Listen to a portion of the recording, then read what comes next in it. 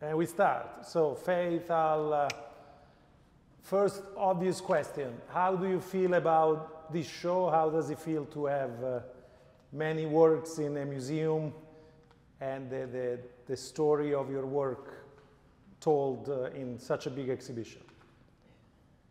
It's it's almost unbelievable, you know. It's like it's somebody else's show. But of course, I have so much recognition of all the pieces that are in it, and it's wonderful to have them displayed. And I'm constantly looking at pieces that are not in this show, which is only a few, but it's wonderful. I love it. Did you remember them all when? Oh, yes. When you were going through, yeah. There's not one that I remember when I see it. There are a couple that I have the titles to, but I can't place them. But all of these are there in front of my eyes, and I recognize every last one, yes. I always, when I see big shows and retrospectives like this, I always wonder how you found the time to do so much. Do you know? Oh my goodness. Well, you are right about that. I used to get up at 6 in the morning and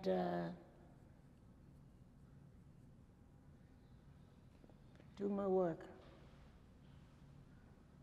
And I had a lot of work to do because I had to clean the house and fix some breakfast for some people, my daughters and my husband,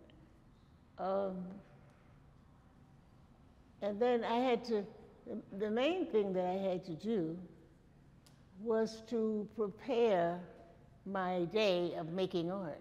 Mm-hmm. I had to see what I was going to be painting, drawing, writing. And that was exciting because it's just always been wonderful to start something new and to watch it develop. Mm-hmm. It's exciting. Yeah, I love it. You say you also had to prepare breakfast, and you have often spoken about how being a woman artist was different than being a male artist. Do you want to talk a bit about that? And oh, well, yeah, because you still have some duties to perform that have nothing to do with art. And can be difficult. But I kept it going. Yeah, and I'm very happy that I did, because it's hard. Do you think, though, that inspired you to make work differently? You know, there are so many mothers in your work, so many kids. So do you think that experience made your work different and possibly better or more complex than some of your colleagues? Well, those images are my life, and I know them very well. And that's mostly what I paint about, things I know. So it's wonderful to see the images because the times that I put them in their composition comes back to me. Mm-hmm. And that's wonderful. So you remember also the moment when you were making them? It brings it back to me. Just the title alone does not necessarily do that. But then when I think about how I did it and when I did it, more and more information comes to me. And I am I'm sort of renewed. You say that much of your work is about your life. How important was the life of America in relation to your work? Also the struggles and the fight against America, how much of that had a role in your work? Well, that's my work. That's that's what I could paint about. I wanted to paint about things I knew, and I did. And I didn't have to worry about details that much because I only painted things I knew and were a part of my life, part of my life. Mm-hmm. So I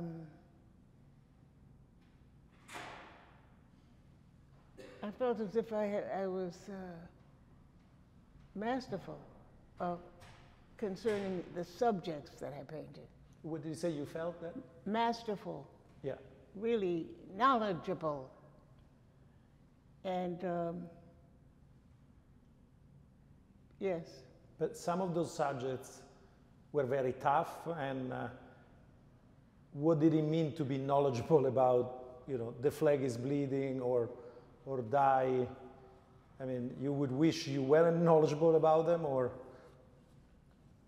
Well, I certainly was knowledgeable about my thoughts that the flag was bleeding. There's a lot of things going on.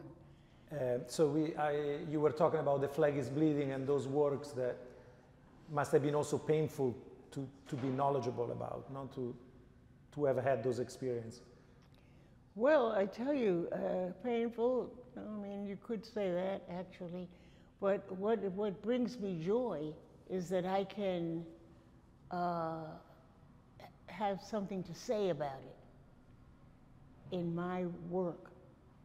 My art is about my life and what it has meant for me. And I'm knowledgeable about that. Because I don't paint about things I don't know anything about. And I like looking at it after I've done it for a while to see how much of the time, the place, I remember and could record. In this show, we wanted to recognize you not only as a great artist and a great painter, but also as a writer. Your story quilts are a beautiful form of literature in itself. So I don't know if you want to talk about how writing and literature play a role in your work or storytelling. Well, writing, I don't know, it's kind of like fun to put words together to record a time and a place. And I was able to do quite a bit of that, and I did a lot of reading also. So these are activities that made my art more, what should I say,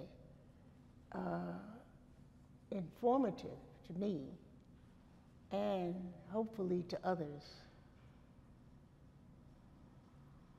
And so I put them together. And I'm very glad that I did that, by the way, because it is possible to not hardly remember some of the things you do or why you did them. But I basically don't have that problem.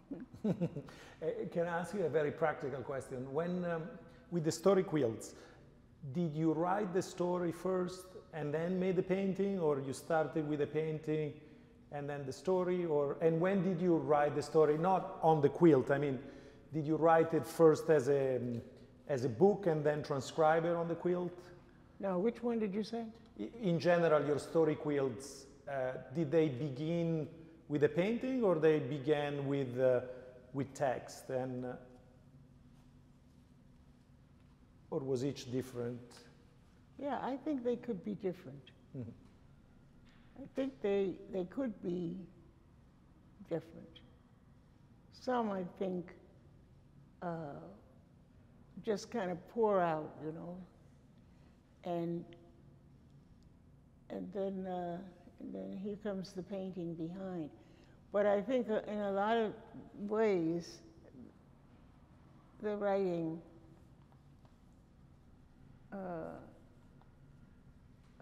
comes, I think with the children's books, a lot of the writing comes first. Because I don't want to forget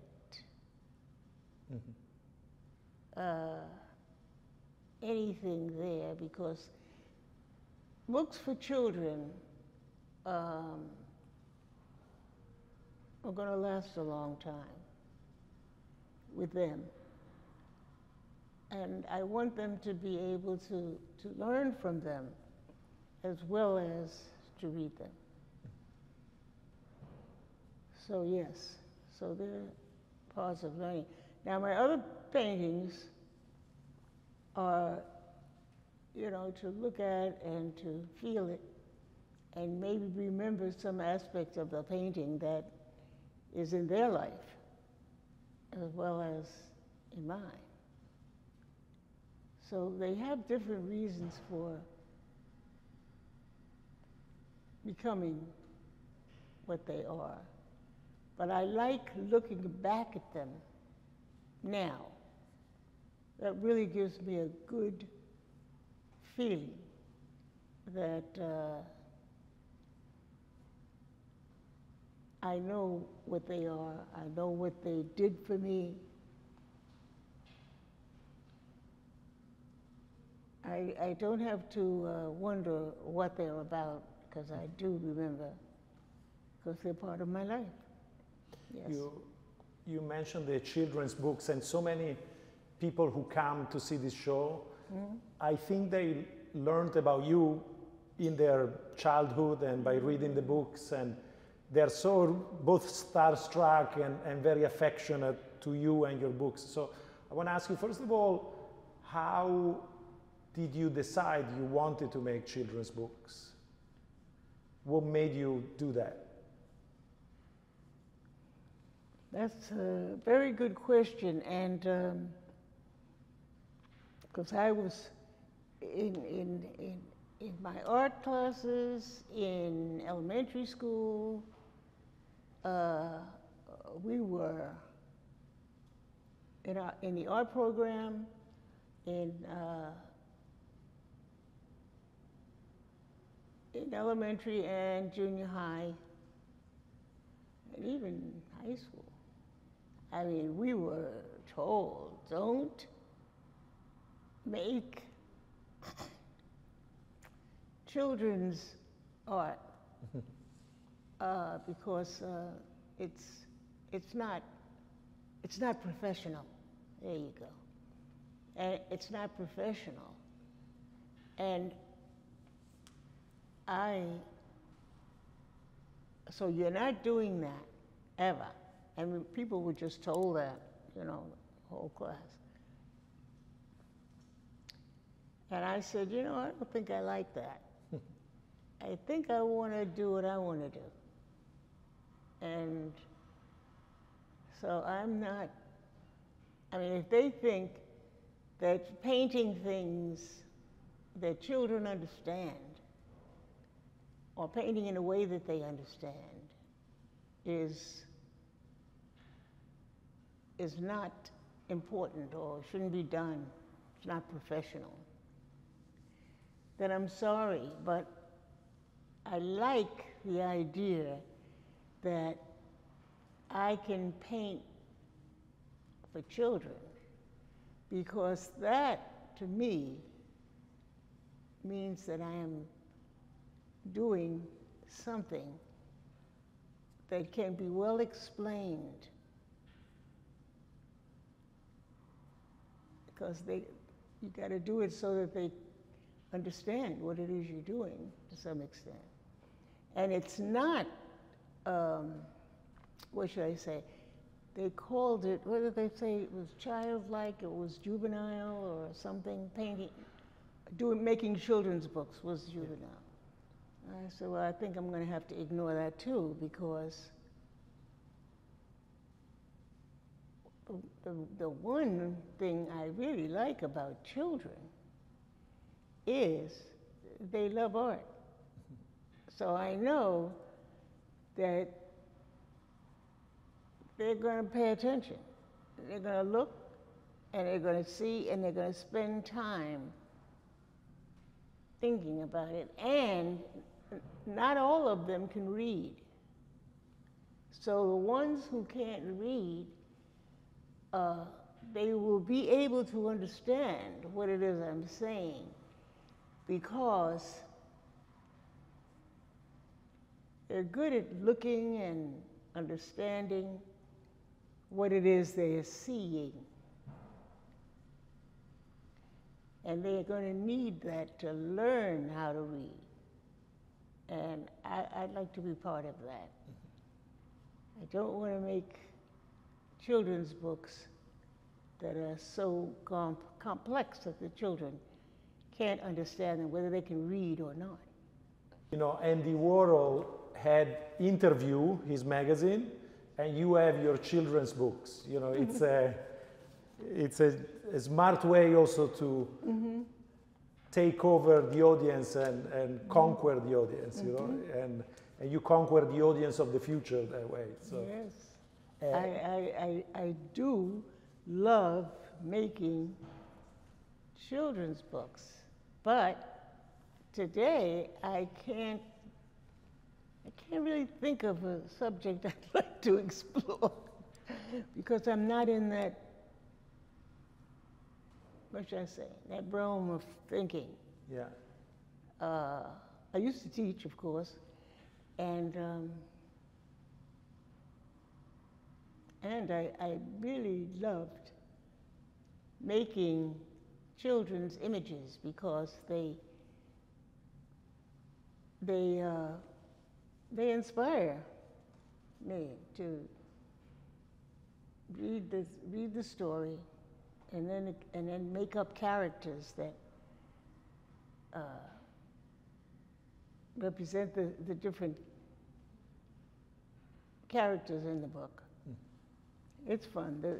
Even though they told us in high school, don't do children's books. Do not make any children's books that's not appropriate. I thought, I wonder why they want to tell me that. Well, you often did what people told you not to do, no? Well, sometimes it's the very thing that I feel inspired to do. Until they start telling me what to do, I wasn't even thinking about it. So I made all my children's books. Yes, fine. I'm sorry. But I did a lot of other stuff too, as you know.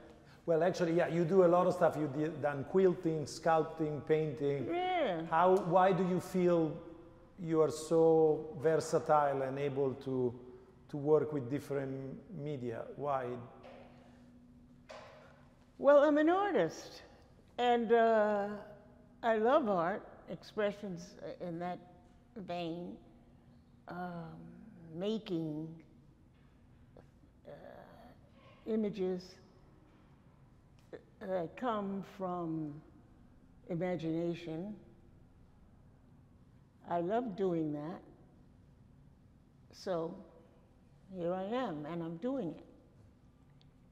And I went ahead and made my children's books, and eventually they created note during the times that I was teaching in elementary school and junior high and even high school. So it worked. Did you like to teach? Did you like teaching? Oh yeah. I think children are very, very inspiring. Very inspiring to teach children. And I'm very happy that I had the kind of what do you call them?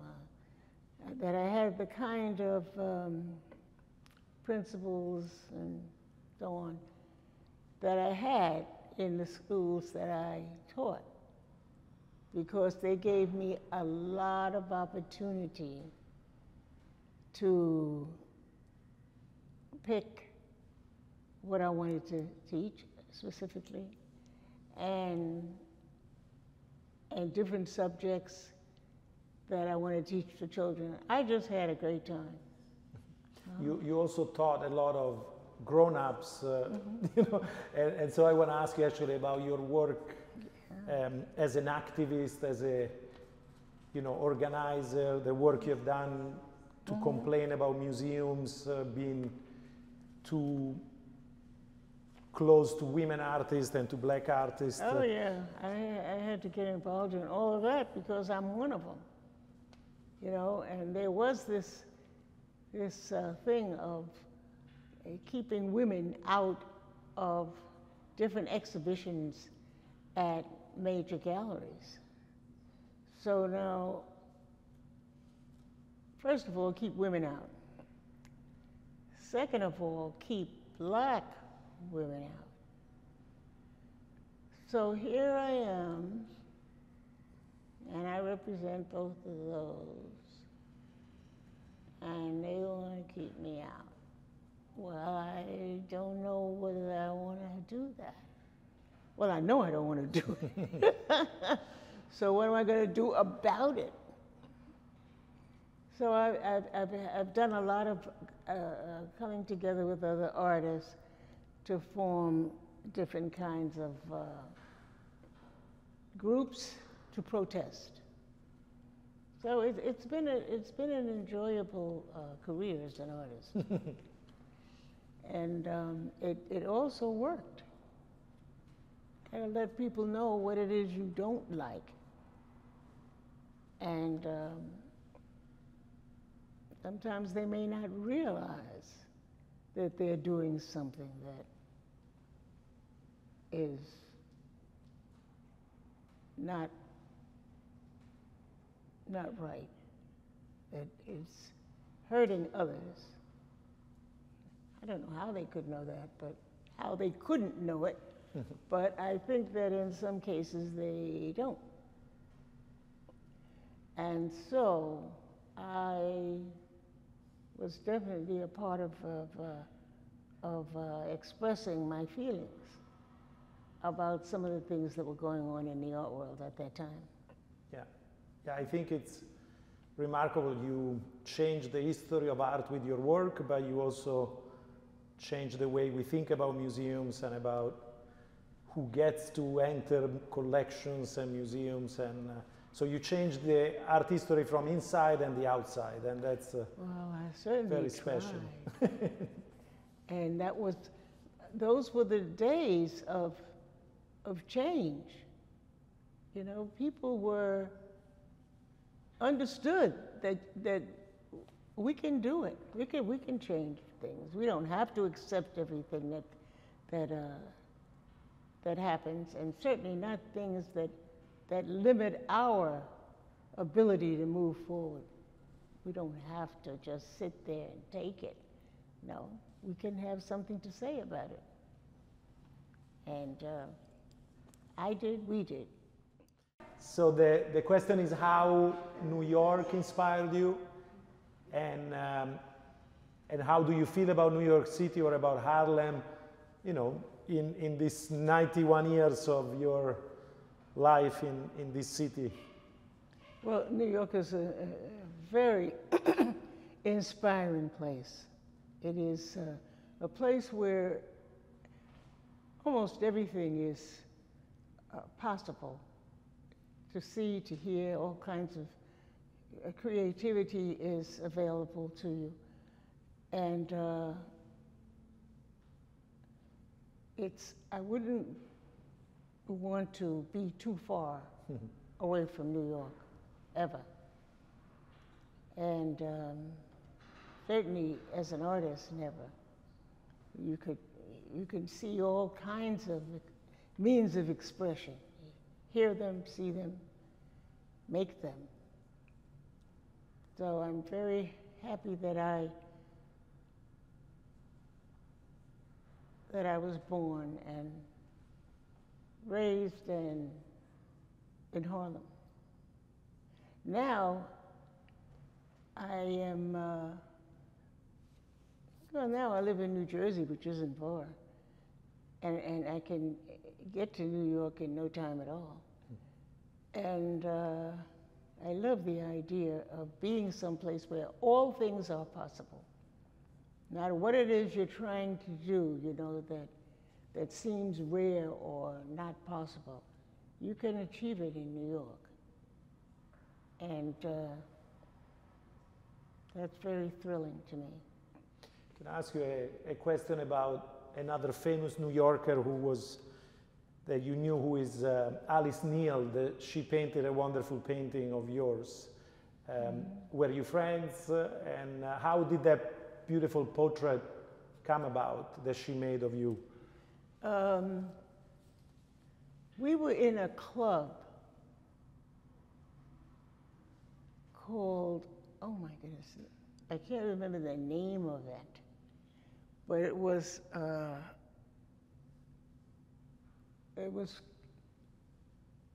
what do you call it, male and female artists. Yeah.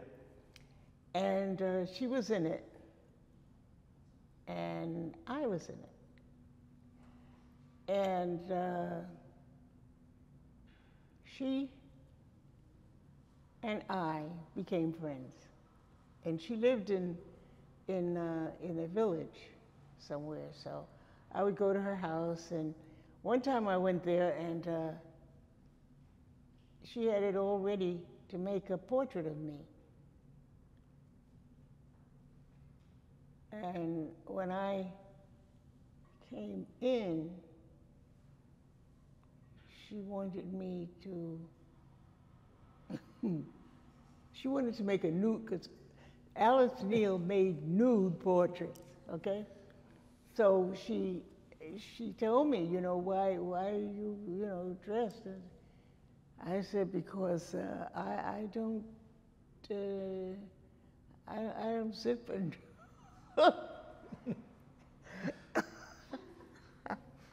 sorry, Alice, but I can't sit for nude portraits. And her nude portraits were all over her studio. And so I knew what she meant. She meant nude all the way. So I said, sorry, not for me. I don't think I want to see myself like that. And I'd love to have you do a portrait of me, but it's not going to be nude. And so she did a portrait of me, and it was not nude. And it was Alice Neal portrait, yes, but it wasn't as inspiring as it would have been, I guess, if it had been nude. No, it's an amazing portrait of you. Oh, you've seen it? Yeah. It's very inspiring. It's beautiful. Good. Okay, but I just thought about it for a little while, and I knew it was coming up. I was just waiting for her to ask me, you know, why you come and I want to make a portrait of you. And so one day she did. She had it all, her studio all ready for me to sit for this nude portrait. And I came in, well, I had on something. I had on a... You have a kind of a golden hairpiece like this today. Yeah, actually. I had on something, and I had just come back from Europe, and I had bought something there, and I decided I wanted to wear that dress or whatever it was. And she said, "Oh, you don't need all that." I said, "Alice, I am not." I guess I was in my 30s, maybe 40s, when this situation arrived. And I said, "Now look, let me explain this. I am not going to pose nude, no. It's not my style, it's not my anything. You're not going to get me in a nude picture. It's not going to be anything that I'm going to like, and I don't think you're going to like it either." Mm-hmm. And so if you didn't, I had just come back from Europe, as I said, and I had bought some new things that, and I wore them for the portrait, and that I thought was interesting, but she was not interested in that. She liked to paint nude people. So one question, which can be the last one, unless you want to add anything else. Do you think, because now you have this big show here, first, do you think about what's next? What are you working on? What are you thinking about? And also, do you think about what your legacy or your gift to younger artists is and to the world? Well, my legacy to the world, I try to paint the world as I see it, and I try to do it my way, and I only paint what I know and what I feel and what I have something to say about. And as I look at the exhibit, I can remember the different times in which I painted the work that's there. And it was my expression of what was going on at the time, how I felt about it. And I'm so glad that I did it. And what I'm waiting for now, this is a very strange time we're living in. And I'm waiting for the resolution of our political world. What's going to happen? And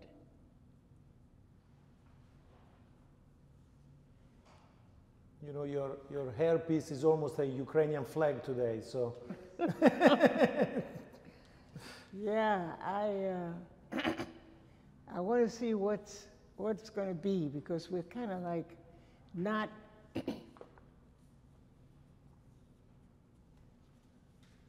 making it very clear. Well, there's a lot about what is happening today which is not very clear. And I would like to see what is going to develop from the different political forces that have presented themselves in our political world, and who is going to become president in our next election is, I can't wait to see what that's going to do. And I think that I've got a lot to say about that. And I have paintings that I've started, but I can't finish them because I need more information. I'm waiting for something. So hopefully we'll have a happy ending. Oh my God, I hope and pray, yes. Yes. Well, thank you so much. I think we did a lot. Thank you so much, Faith. Oh, thank you.